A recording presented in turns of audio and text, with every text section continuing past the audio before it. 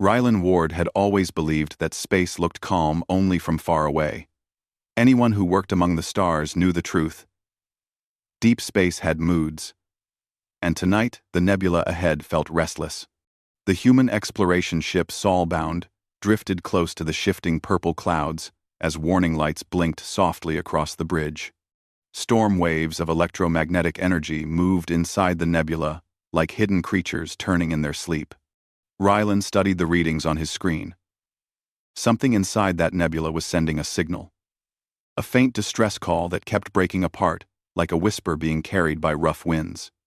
The rest of the crew hesitated to go in. The nebula swallowed signals, scattered sensors, and sometimes crushed ships with sudden gravity shifts. But Rylan, calm as always, stood up and told the captain he would take the small scout shuttle and investigate. He had volunteered for missions like this before, and he was known for keeping a steady head even when things went wrong. The captain gave him a long look, then nodded. Rylan climbed into the one-man shuttle, sealed the hatch, and pushed off toward the swirling clouds. The shuttle shook slightly as it entered the nebula, its lights reflecting in strange colors, as if whole stars were being stretched and squeezed all around him. Rylan focused on the signal. It was coming from a broken moon hidden deep inside the nebula, a moon torn apart like someone had tried to crush it with invisible hands. The shuttle landed on the moon's cracked surface with only a small jolt. Before stepping out, Rylan checked the air readings thin, but breathable with support gear. He moved carefully, scanning the area with his handheld device. The signal grew stronger, leading him toward a dark fissure in the moon's surface. That was when he saw her. A figure stood halfway between the rocks, tall and proud even though she looked injured. Armor plates lined her suit, dark blue with silver streaks. Her skin was a pale lavender shade, and her eyes glowed faintly like sharpened blades reflecting starlight. She was clearly not human. Rylan recognized her species at once, the Arcal Dominion, one of the most feared warrior civilizations in this part of the galaxy. Humans and Arcal were not at war, but their relationship was colder than deep space. The alien woman stared at him with sharp suspicion, her posture stiff but strong. Even from several steps away, Rylan could sense she was wounded. The side of her armor was burned, and her left arm hung slightly lower than her right. Yet she stood like someone who refused to kneel, even under pain. Before Rylan could speak, she raised a small, handheld weapon toward him. Her voice came out in a tense growl. "If you dare, human, try me." Her words hung in the cold air like a challenge carved in stone. Most humans would have panicked. Some would have tried to talk fast, hoping to avoid trouble. But Rylan stayed still, calm, and steady. He did not reach for his own weapon. He did not move at all. He simply met her eyes and answered with a quiet strength. "If I wanted to fight, I wouldn't have walked toward you with empty hands." The alien woman blinked once, surprised. She had expected fear or excuses, not a calm response from someone she believed to be physically weaker. The propaganda her empire spread taught that humans were fragile, easily frightened, and lacking discipline. But the human standing in front of her did not match those stories. Rylan slowly lifted his hands to show he meant no harm.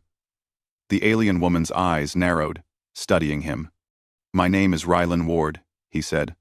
"I followed a distress signal. I thought someone needed help." "I do not need help," she snapped back immediately, though her voice strained with the pain she could not hide. Rylan noticed her injured side again. He also noticed the cracked metal plate of her armor, the scorch marks, and the way she was subtly leaning on the rock behind her. She might have been a warrior, but even warriors had limits. "You're hurt," he said simply. "Not enough to fall," she replied, tightening her grip on the weapon. Rylan kept his tone even. "This moon is unstable. I saw tremors while landing. If you stay out here alone, the ground might collapse beneath you. I can get us out. Let me help." She stared at him again for a long moment. Her pride was fierce, almost like a flame inside her chest pushing her to stand tall. But she was logical enough to understand her situation. She slowly lowered her weapon just a little, not putting it away but no longer pointing it directly at his face. "You may approach," she said finally, "but try anything foolish, and I will end you before you take one more breath."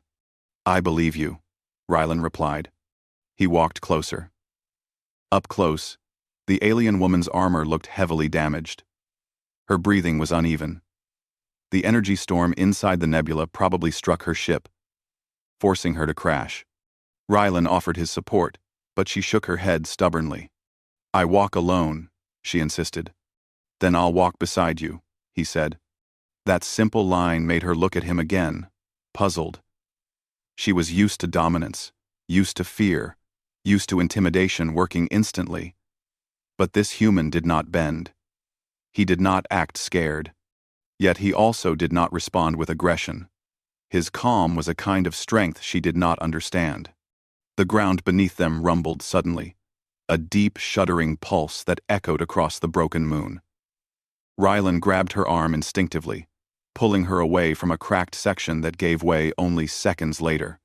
A long chunk of rock collapsed into the darkness below.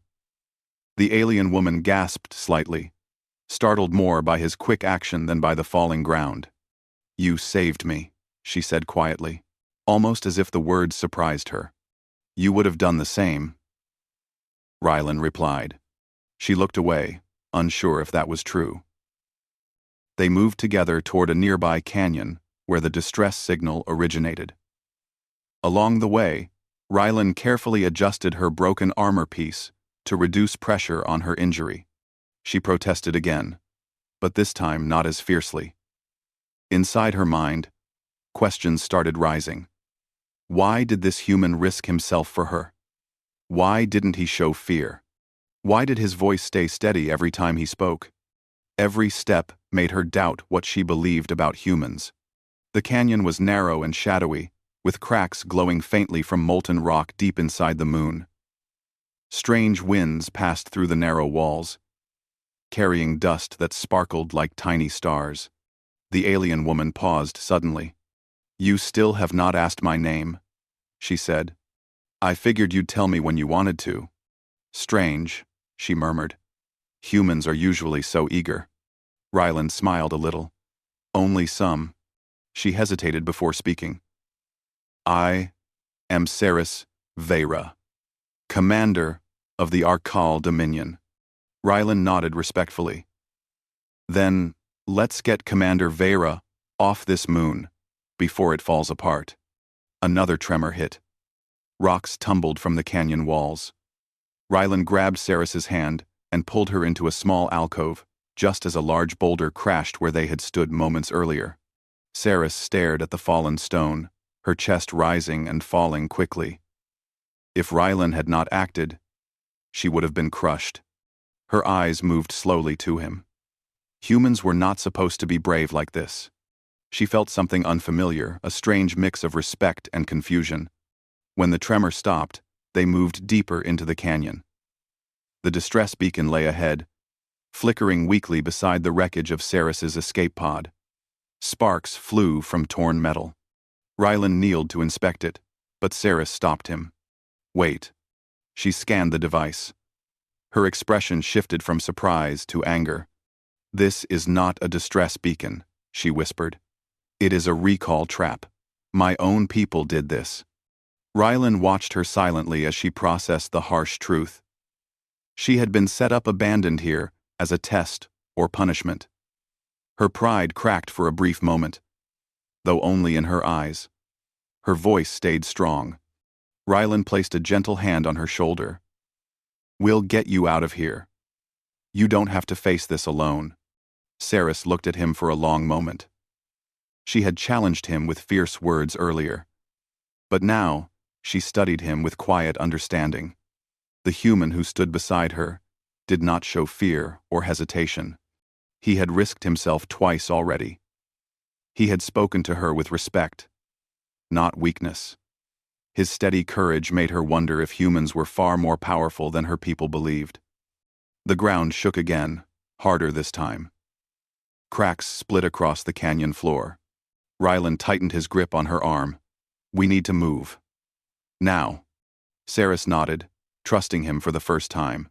Together, they ran toward the path leading back to the shuttle, the moon collapsing slowly around them. And with every step, Saris kept glancing at him, this human whose calm strength had stunned her more than any weapon ever could. The shaking ground pushed Rylan and Saris into a quick and careful run as they made their way out of the canyon. Every few seconds, small pieces of rock fell from above, and the ground cracked beneath their boots, like thin glass under pressure. Saris kept her balance with difficulty. Her injured side slowed her, and she tried hard not to show how much it hurt. Rylan stayed beside her, adjusting his pace without making it obvious, giving her space to keep her pride, yet making sure she didn't fall. They reached an open stretch of broken land, where the moon's surface looked like a giant had dragged claws across it. The sky above them twisted with strange colors as the nebula swirled, sending streaks of blue and violet light across the empty plains. They could see Rylan's shuttle in the distance, a small shape standing against the trembling horizon. For a moment, Saris felt some relief. She had been stranded on this moon for hours, and every minute had been a battle against both the unstable ground and her failing energy. But now, with help finally close, her pride struggled with her sense of logic. She wasn't used to relying on anyone, especially not a human. Rylan noticed her slowing slightly. "You okay?" Saris inhaled deeply. "I am capable." "That wasn't the question," Rylan said softly. She shot him a look that was half warning, half confusion. His tone wasn't mocking, and he wasn't trying to push her. He was simply concerned. Genuinely concerned. She wasn't used to hearing that in anyone's voice, especially not from another species. Before she could answer, the ground trembled again, stronger this time. A deep crack shot across the plain, racing toward them like a living shadow. Rylan grabbed Saris's wrist and pulled her backward, just as the ground in front of them collapsed into a long, dark fissure. Dust rose into the air, and sharp winds rushed out of the new opening. Saris's heart pounded. If Rylan hadn't reacted so fast, she might have fallen into the fissure and disappeared into the moon's core. She looked at him with narrowed but shocked eyes. "You always move like that?" she asked. Breath heavy. "When I need to," Rylan said with a small smile. She didn't return the smile, but she didn't look away either. Something about his calm expression made her feel grounded despite the chaos around them. They continued moving, choosing a safer path around the fissure. Rylan kept scanning the ground, predicting the next weak point.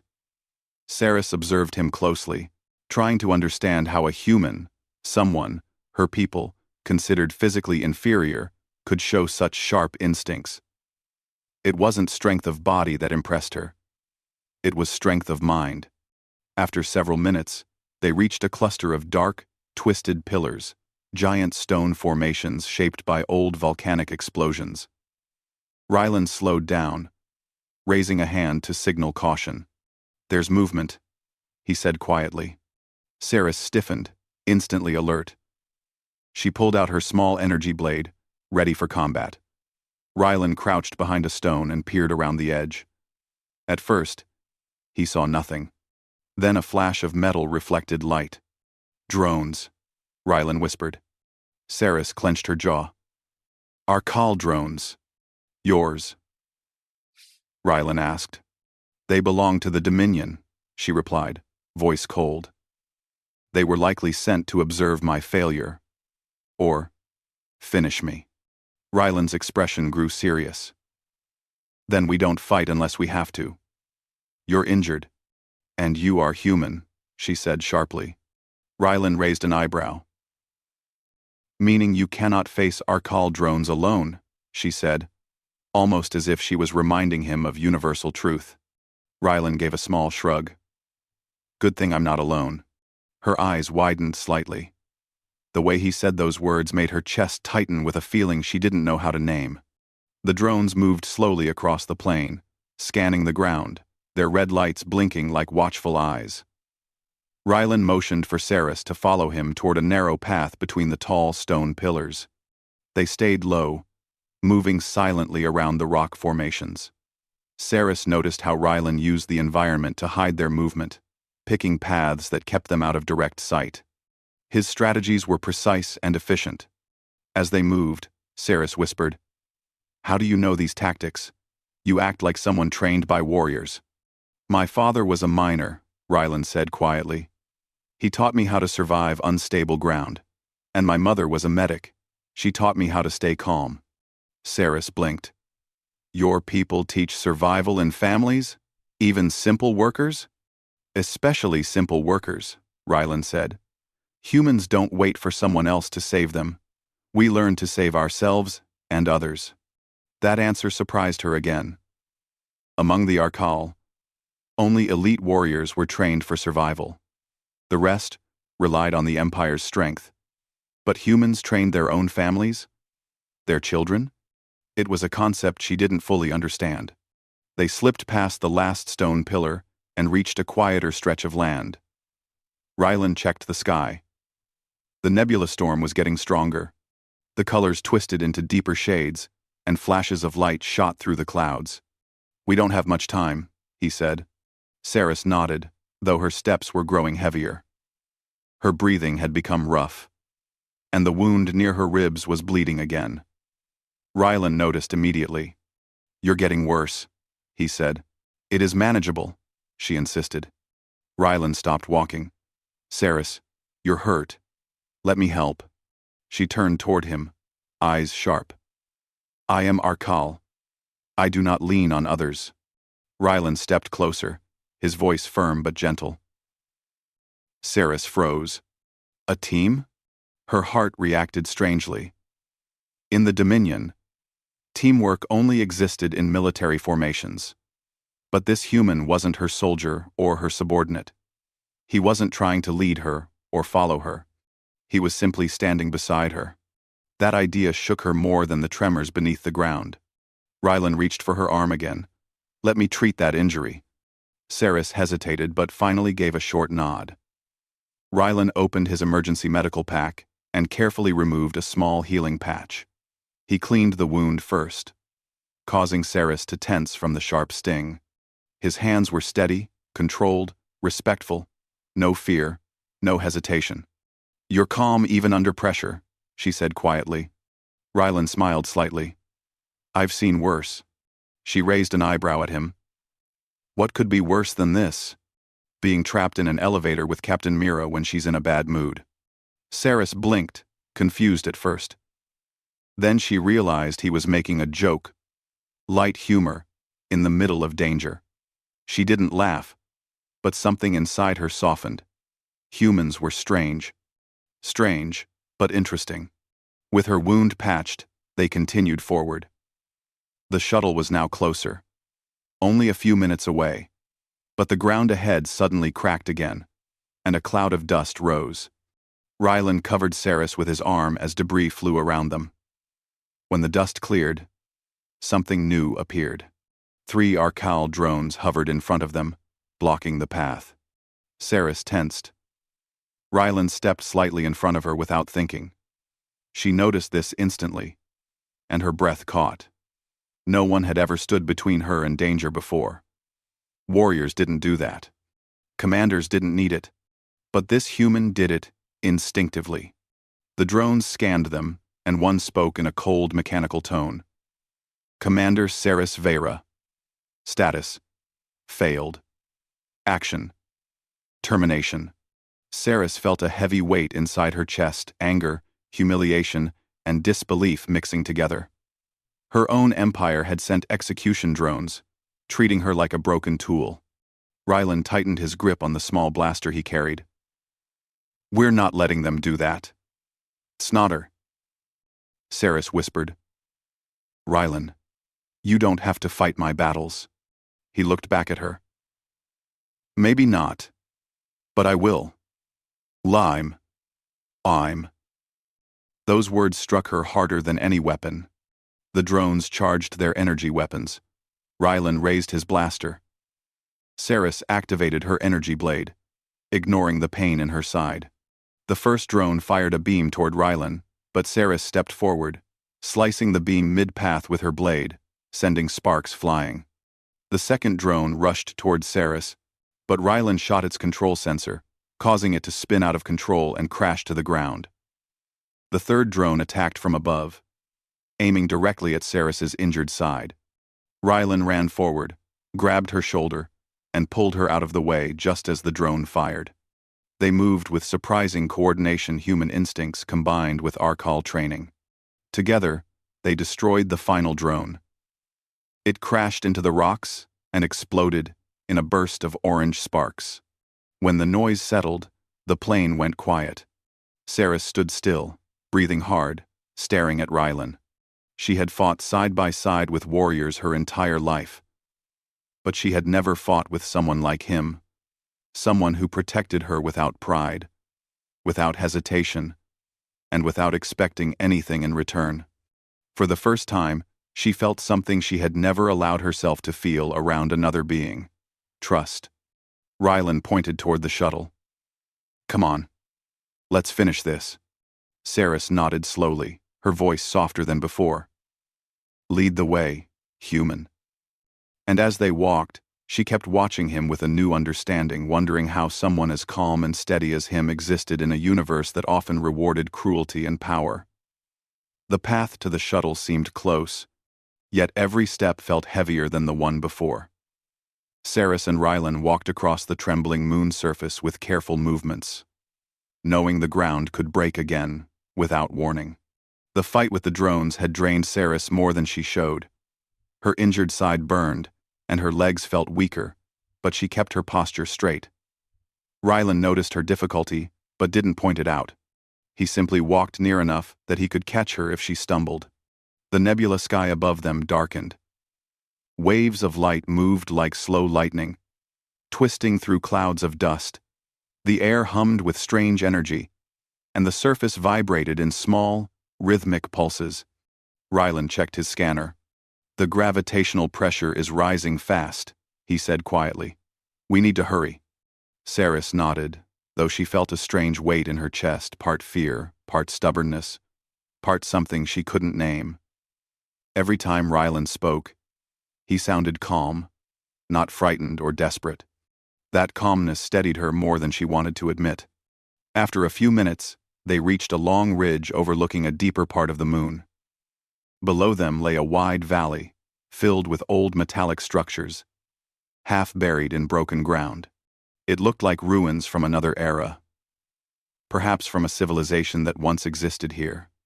Strange, glowing symbols were carved into some of the broken pillars, and a faint humming noise came from far below. Rylan frowned at the strange sight.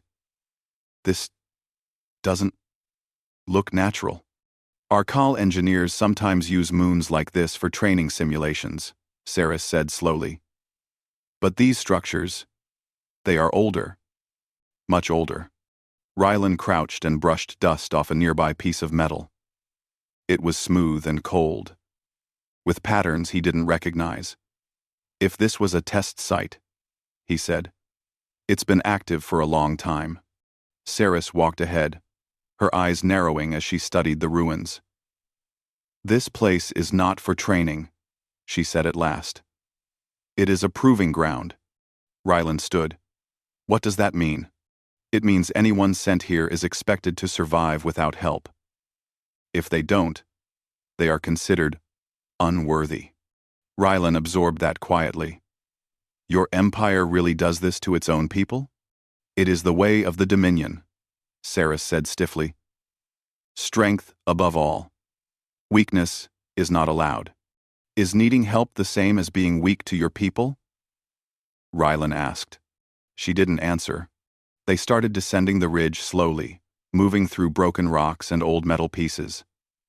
The deeper they went, the stranger the atmosphere felt. The moon hummed, as if something inside it was waking up. Rylan kept checking the scanner. "The energy readings are strange," he said. "I've never seen numbers like this."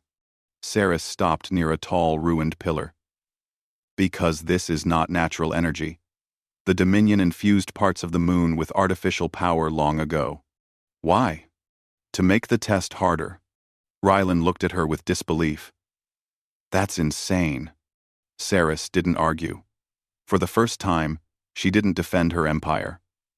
Instead, she looked at the broken world around her and felt something she rarely felt. Doubt. As they crossed the valley, a loud metallic rumble echoed from beneath the ground. Rylan stopped instantly. Saris raised her blade. What now? Rylan whispered. Before either of them could guess, the ground split open in a long line, and a hidden metal door slowly rose from below.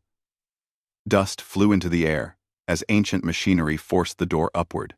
When the sound settled, a deep staircase leading underground appeared. It activated because I'm here, Saris said in a low voice. This is a command-level vault. Only high-ranking Arcal officers trigger it. Rylan scanned the opening. Do we have to go down there? Saris studied the dark entrance with narrowing eyes. If this vault holds information about why I was sent here, she said, we need to see it. Rylan looked toward the distant shuttle. It was still several minutes away. The moon's tremors were getting worse, but he could see the determination in Saris's face, as well as the pain she was holding back. He gave a slow nod. All right, we go together. Saris expected him to hesitate, to question her loyalty, to worry about walking into an Arcal facility. Instead, he trusted her. The realization touched her more deeply than she wanted to admit. The stairs were narrow and cold, lit by faint blue lights that flickered to life as they descended. The air grew cooler and thicker with each step.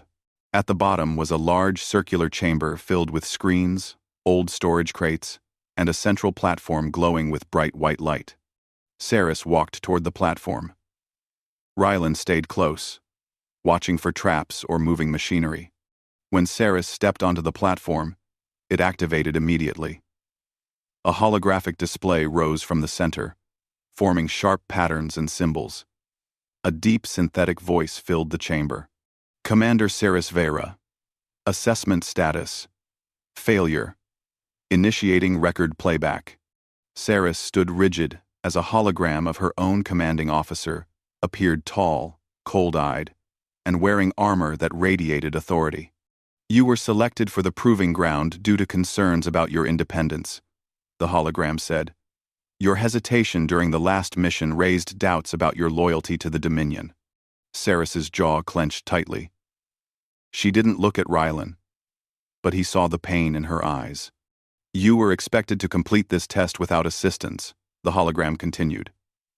Any form of outside help is considered evidence of weakness. Rylan stepped forward. They sent you here to die. Saris still didn't speak. The hologram continued. If the commander survives alone, she proves her worth. If she dies, the Dominion loses nothing. Rylan felt anger rise inside him. Your own people treat you like a disposable tool? Like someone they can just throw away? Saris swallowed hard. It is tradition. That's not tradition, Rylan said softly.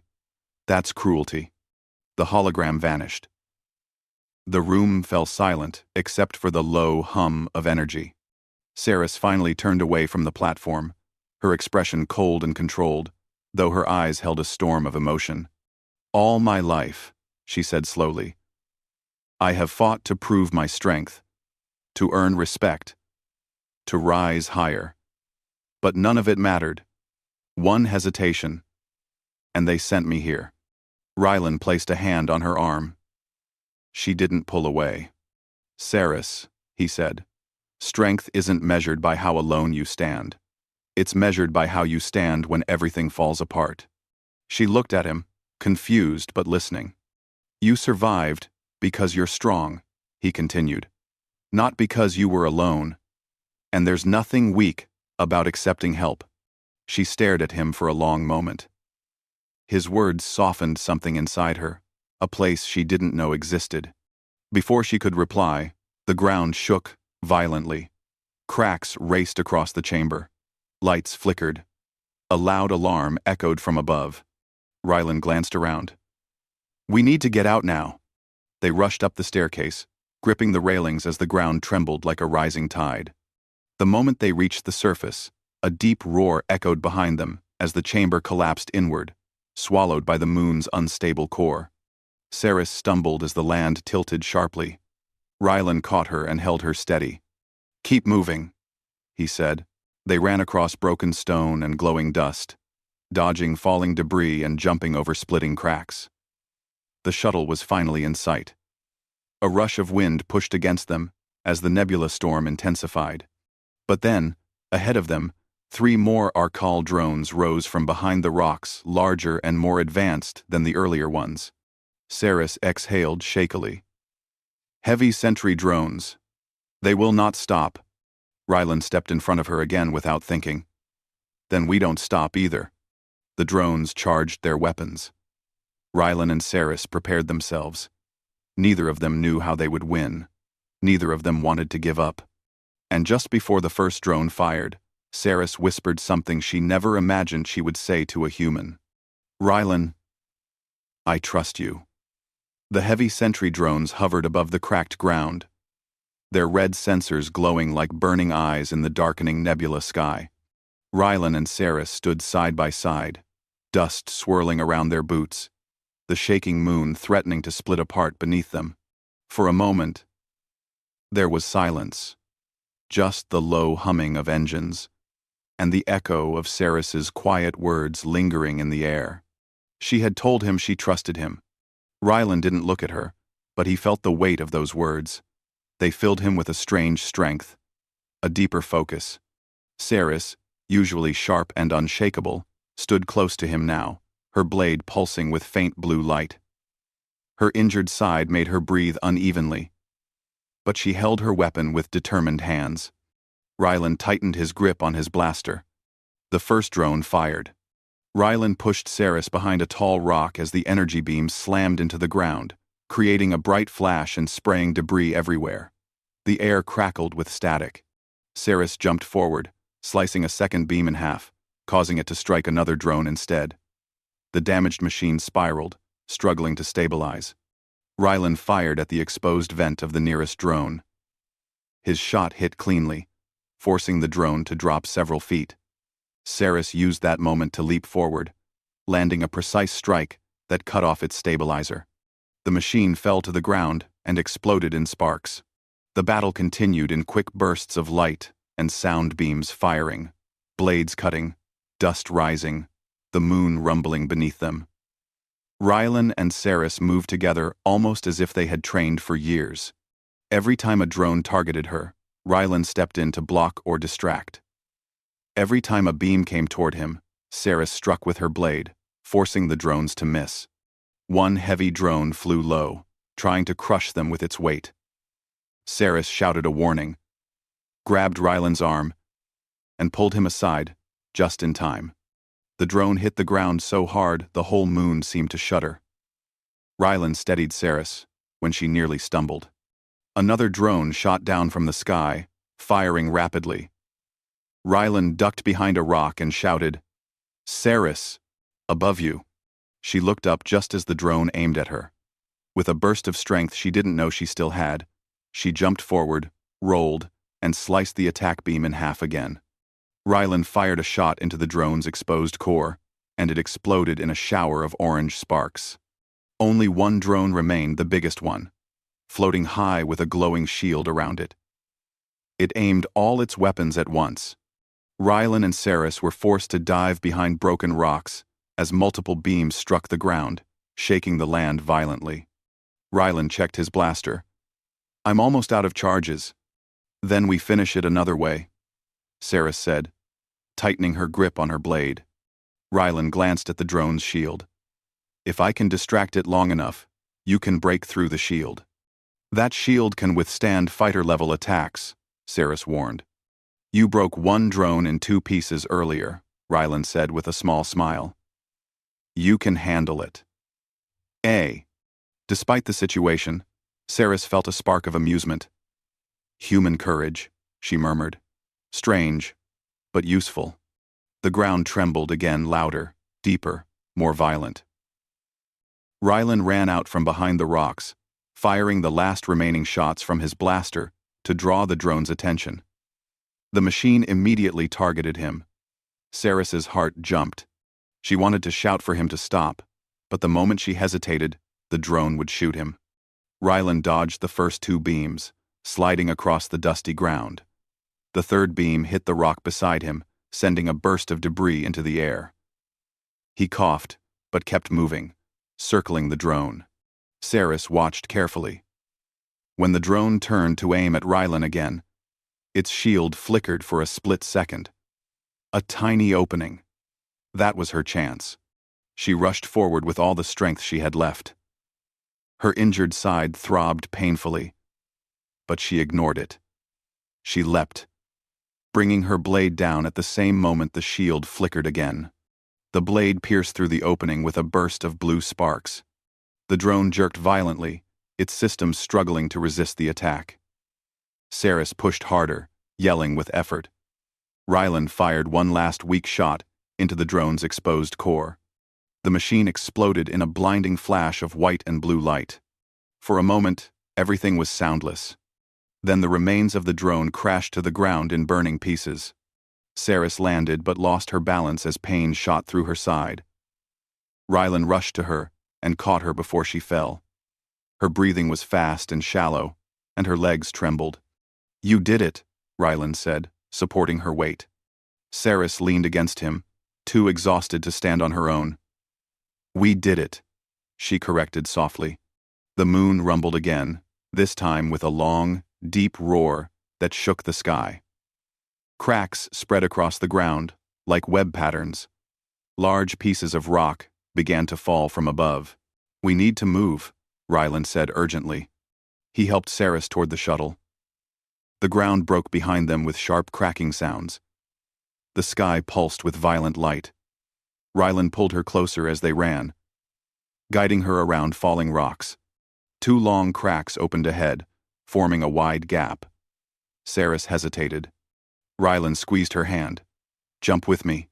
She nodded, trusting him completely now. They jumped together. Their feet hit solid ground, and they kept running until they reached the shuttle.